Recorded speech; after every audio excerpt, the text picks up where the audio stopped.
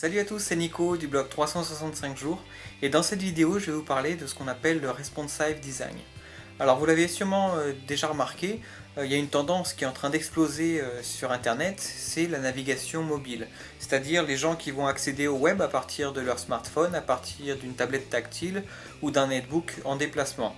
Et tous ces gens-là, ils utilisent des appareils avec des tailles d'écran différentes. C'est-à-dire que quelqu'un qui va accéder à votre site à partir d'un smartphone, il va avoir un petit écran.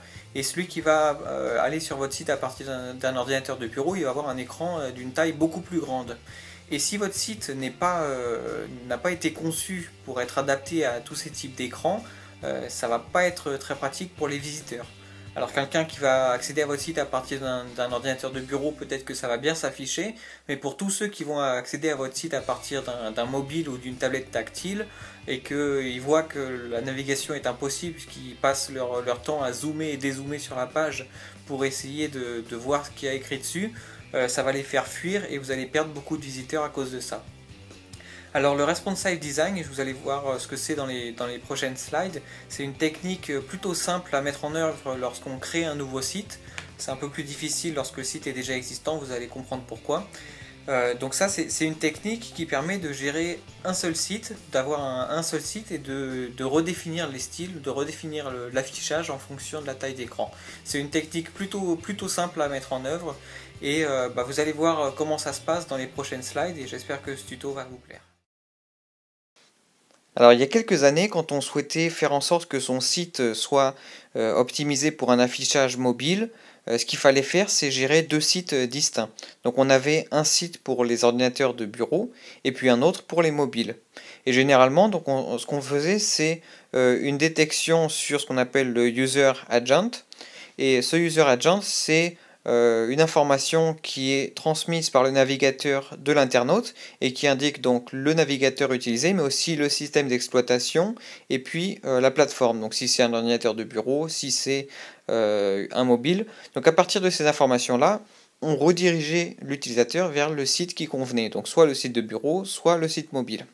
Et puis, généralement, on faisait aussi une distinction sur l'adresse avec mobile.monsite.fr par exemple, ou bien m.monsite.fr.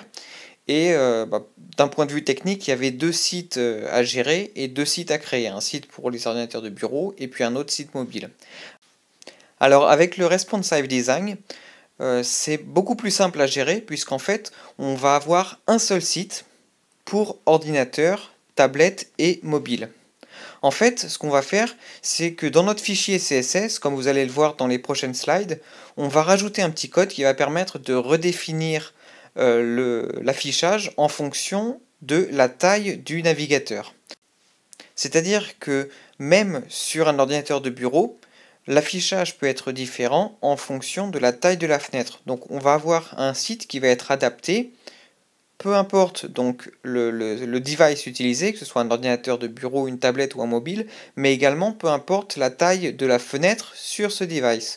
Donc par exemple, pour une tablette ou pour un mobile, on peut l'orienter en horizontal ou à la verticale, et en fonction de la taille du navigateur, puisque la taille est différente, en fonction de l'orientation, le site va être adapté. Par exemple, à l'horizontale, on pourra afficher la barre latérale, et à la verticale, on pourra la masquer ou l'afficher à la fin en bas de la page. Donc le responsive design permet une gestion beaucoup plus souple en fait de l'affichage et donc c'est très simple à mettre en œuvre et surtout on va avoir qu'un seul site à gérer. En revanche, un petit inconvénient, c'est que l'affichage des pages il est optimisé sur mobile, mais il n'est pas plus rapide, puisque tous les éléments vont forcément être chargés. Je vous donnais l'exemple d'un affichage sur lequel la barre latérale aurait pu être masquée.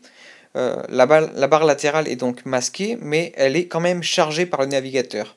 Donc si vous avez des images dans cette barre latérale, le navigateur va quand même les charger, et donc si c'est un mobile, la page va être quand même plus longue à charger.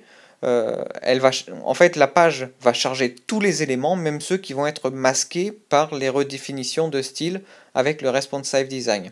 Donc avoir un site avoir un site optimisé pour mobile avec le responsive design, c'est une solution beaucoup plus simple à gérer, Mais si votre objectif c'est d'avoir un site mobile très rapide, alors à ce moment-là, il faudra que vous optiez pour la première solution, c'est-à-dire d'avoir deux sites distincts. Nous, dans cette vidéo, on va s'occuper de mettre en place le responsive design sur un petit site de test, sur une petite page, pour voir comment ça se passe. Et déjà, je vais vous expliquer comment ça marche. Alors, je vous en ai déjà parlé dans la précédente slide. En fait, le responsive design, c'est basé sur le fichier CSS. Dans le fichier CSS, on déclare des styles. Donc au lieu de le faire directement dans le fichier HTML, on a un fichier de style, une feuille de style CSS, et à l'intérieur, on déclare l'apparence des éléments, donc c'est-à-dire la taille, la couleur, les polices utilisées, etc., etc. Donc tous les styles sont définis dans ce fichier, et avec le responsive design, en fait, on va définir des styles en fonction de la taille de la fenêtre du navigateur. Donc c'est ce que je vous disais tout à l'heure. En fonction du device, si c'est un ordinateur de bureau, une tablette ou un mobile, la taille du navigateur va être différente. Et en fait, dans notre feuille de style, nous on va dire que pour une taille comprise entre tant et tant de pixels, alors on va définir ce style-là, etc., etc. On va définir comme ça plusieurs styles pour lesquels on souhaite que notre site soit adapté.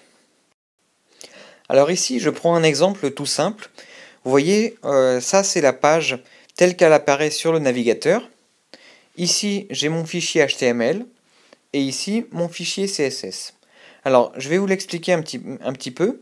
D'abord, on a le head, donc ça c'est pas très intéressant, il faut juste savoir que le style.css c'est ce fichier ici. Ensuite, le body, c'est celui qui contient les différents éléments.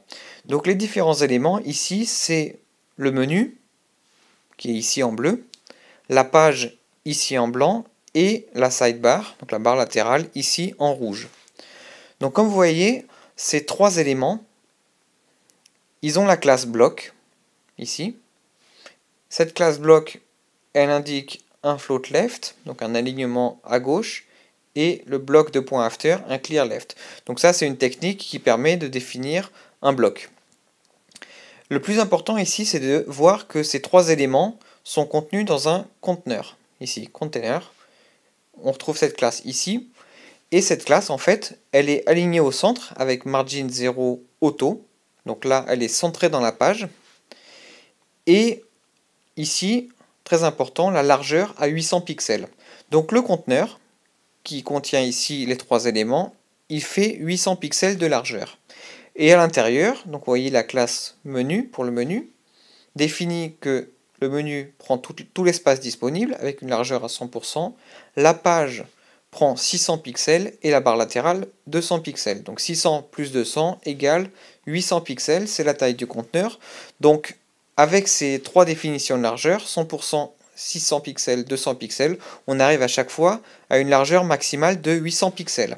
Donc ça, c'est l'apparence par défaut. C'est l'apparence, pour l'instant, de la page pour ordinateur de bureau. Donc elle apparaît telle qu'on le voit ici sur un ordinateur de bureau, mais elle n'est pas encore adaptée à un affichage mobile. Alors comme on peut le voir ici, sur mobile, la page va être coupée, comme on le voit, hop. Donc elle est complètement coupée. En fait, elle continue ensuite, mais l'écran est trop petit pour l'afficher intégralement. Et si on dézoome la page, on va avoir la page complète, mais de manière toute petite, donc quasiment illisible. Alors pour résoudre ce problème, on va mettre en place le responsive design. Et ce responsive design, je vous ai dit que c'était une redéfinition des styles dans le fichier CSS. Et ça se fait avec les media queries. Donc les media queries, en fait, c'est ce que je vous disais tout à l'heure. Ça permet de définir un style en fonction d'une propriété du device, donc de l'appareil utilisé. Et ici, nous, ce qu'on va faire, c'est se baser sur la largeur. Donc, on a de la largeur maximale et on a de la largeur minimale. Et avec ces conditions, on va pouvoir cibler des largeurs d'écran pour exécuter le code qui sera compris entre les accolades. Par exemple, ici, j'ai @media, espace, ouvrez la parenthèse, max-width, donc largeur maximale, 679 pixels, fermez la parenthèse et ouvrir l'accolade. Et ce qui se trouve, le code CSS, les déclarations CSS qui se trouvent entre l'accolade ouvrante et l'accolade fermante, tout ce code-là va être exécuté uniquement si l'appareil, ou si le navigateur plutôt, si le navigateur a une largeur inférieure à 680 pixels. Donc entre 0 et 679 pixels compris, on va exécuter ce code-là. Ensuite, ici, j'ai un code un petit peu plus complet. On rajoute min-width et and. Donc là, c'est une condition entre la largeur minimale de 680 pixels et la largeur maximale de 959 pixels. Donc le code qui est compris entre les deux accolades va être exécuté, va être lu uniquement pour un navigateur dont la largeur est comprise entre 680 et 959 pixels. Donc avec ces différentes définitions, on va pouvoir adapter le code de notre page en fonction des différentes largeurs d'écran. Alors tout d'abord, on va le faire pour un affichage sur mobile. Donc ici, j'ai repris le code du fichier CSS que je vous ai présenté tout à l'heure. Et ici, on a l'appel avec les media queries pour la largeur maximale de 679 pixels. Donc ce code-là, comme je vous l'ai dit, va être lu, va être exécuté uniquement pour un écran à la largeur inférieure à 680 pixels, et c'est le cas pour notre mobile ici. Donc ici, je vais redéfinir le conteneur. Il n'aura plus une taille de 800 pixels comme ici, mais il va avoir une taille de 95% de la largeur du navigateur, de la largeur de la page. Voilà, donc c'est ce qu'on voit ici. Il prend 95%, en fait il reste 2,5% sur chaque côté, puisque le conteneur est toujours centré. Ensuite, le menu, lui, il a déjà une largeur de 100% du conteneur, donc on le voit ici, il prend 100% du conteneur. Et la page, en revanche, elle avait 600 pixels. Donc si je n'avais pas changé, elle aurait débordé. Donc ici, on va redéfinir la largeur de la page avec 100%. Donc là aussi, la page, comme le menu, va prendre 100% de la largeur du conteneur, qui lui-même fait 95% de la largeur du navigateur. Donc comme ça, la page prend 100%, elle s'affiche bien. Et la barre latérale, on va la masquer complètement avec display de .none. Donc comme ce code-là, CSS, il est affiché à la suite, il est inscrit dans notre fichier CSS à la suite de ce code-là, il va l'écraser, il va écraser les définitions précédentes. Donc display none va faire disparaître la sidebar, width 2.100% va écraser cette déclaration de largeur de 600 pixels, et width 2.95% pour le conteneur va écraser la déclaration précédente de 800 pixels. Donc on redéfinit entièrement le code CSS pour ces trois éléments pour une taille d'écran comprise entre 0 et 679 pixels. Sur tablette, c'est exactement le même principe.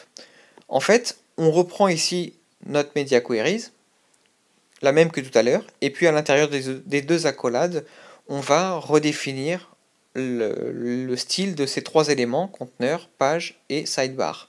Donc pour le conteneur ici, je vais indiquer la largeur de 680 pixels qui correspond à la largeur minimale des deux largeurs d'écran correspondantes à l'affichage tablette.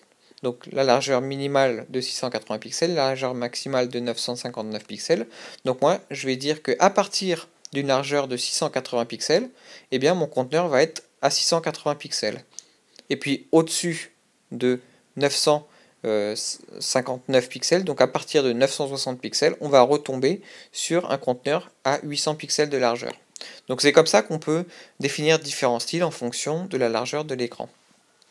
Donc moi ici, j'ai défini donc mon conteneur à 680 pixels, et aussi j'ai redéfini la taille, la largeur de la page et de la barre latérale. Vous voyez, maintenant la largeur de la page est à 530 pixels alors qu'auparavant elle était à 600 pixels, et la sidebar est à 150 pixels au lieu de 200.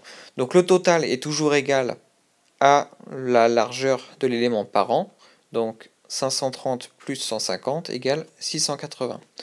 Et également, pour vous montrer que la redéfinition de style a bien fonctionné, j'ai changé la couleur de la sidebar, je l'ai mise en jaune au lieu du rouge, et on voit bien que ça s'affiche en jaune sur la tablette. Alors une dernière chose dont je ne vous ai pas parlé et que je ne vous ai pas montré dans le fichier HTML, c'est la gestion de ce qu'on appelle le viewport. Alors vous avez peut-être remarqué que lorsque vous naviguez sur le web avec votre mobile, vous avez certaines pages qui s'affichent plutôt bien, donc avec un zoom, et d'autres qui sont plutôt chargées. Et le navigateur va essayer de tout afficher en même temps, donc il va en quelque sorte dézoomer sur la page. Donc par défaut, le navigateur va essayer d'adapter son affichage, donc la gestion du zoom et donc par conséquence le nombre de pixels qu'il va afficher à l'écran. Il va essayer de l'adapter en fonction du nombre d'éléments dans la page. Donc ça c'est une gestion automatique, mais dans le cas de notre responsive design, ce qu'on souhaite faire c'est afficher au mieux la page, et c'est-à-dire d'avoir le nombre de pixels par défaut du navigateur. C'est-à-dire qu'un navigateur qui par défaut affiche disons 500 pixels en largeur, on ne va pas le laisser gérer automatiquement notre page, parce que par défaut il va essayer d'afficher tous les éléments compris dans notre page, et le nombre de pixels affichés en largeur va être faussé. Et donc notre feuille de style va pas savoir exactement qu'est-ce qu'il faut afficher, et on risque d'avoir notre fonctionnalité de responsive design qui ne fonctionne pas. Donc cette ligne de code ici, elle va dire au navigateur d'utiliser sa taille par défaut, donc sa largeur par défaut. Donc un navigateur qui a 500 pixels de largeur par défaut, on lui dit utilise bien cette largeur de 500 pixels, n'essaye pas de redimensionner automatiquement la page, reste sur cette largeur de 500 pixels et notre feuille de style va s'adapter en fonction de cette largeur de 500 pixels. Elle va utiliser les définitions de style qui auront été créées pour cette largeur d'écran. Donc n'oubliez pas de rajouter cette ligne de code dans votre header pour être sûr que la fonctionnalité de responsive design fonctionne bien. Alors pour aller plus loin, moi je vous invite à jeter un œil au framework front-end si ce n'est pas encore fait. Donc un framework front-end ou un kit CSS, c'est en gros une feuille de style déjà toute faite qui va vous permettre de développer un site beaucoup plus rapidement. Parce que là, moi, je vous ai montré comment rendre un site responsive, donc comment créer un site et rajouter des définitions de style adaptées à chaque largeur d'écran. Sauf que si votre site est assez volumineux, si vous comptez faire une gestion, un affichage plutôt évolué, on se retrouve très rapidement avec de nombreuses définitions de style. Et pour peu qu'on ne soit pas très bien organisé, on se retrouve à redéfinir les styles à chaque fois pour chaque largeur d'écran. Donc que ce soit mobile, tablette ou ordinateur de bureau. Ensuite, en fonction de l'orientation, il y a plusieurs définitions de style à recréer. Et si on souhaite faire le site par soi-même entièrement, avec toute la feuille de style, ça devient assez lourd. Alors, si vous avez le temps et le courage, tant mieux, parce que vous allez apprendre beaucoup de choses en faisant votre site entièrement, en codant tout le HTML et toute la feuille de style CSS, donc c'est très bien. Mais en revanche, si vous souhaitez être productif et avoir un site plus rapidement, moi je vous invite à regarder de plus près Bootstrap, ou bien d'autres frameworks front-end comme Foundation. Ou bien de jeter un œil au framework front-end que j'ai créé et qui est disponible en open source et qui s'appelle Ministrap. Donc l'objectif ici c'est de partir d'une base comme Bootstrap, donc avec les mêmes définitions, avec les mêmes classes, etc. et d'avoir quelque chose de beaucoup plus léger. Donc il y a moins d'éléments, mais c'est peut-être aussi plus abordable pour un débutant. Donc je vous invite à regarder, la définition est en anglais, mais si vous avez besoin d'un petit peu d'aide, j'ai déjà fait une vidéo pour vous présenter l'outil, et vous pouvez toujours me laisser un message dans les commentaires. Voilà, j'espère que vous aurez appris beaucoup de choses dans cette vidéo. Je vous souhaite de bons développements et puis je vous dis à bientôt dans un nouvel épisode de 365 jours. Allez, salut!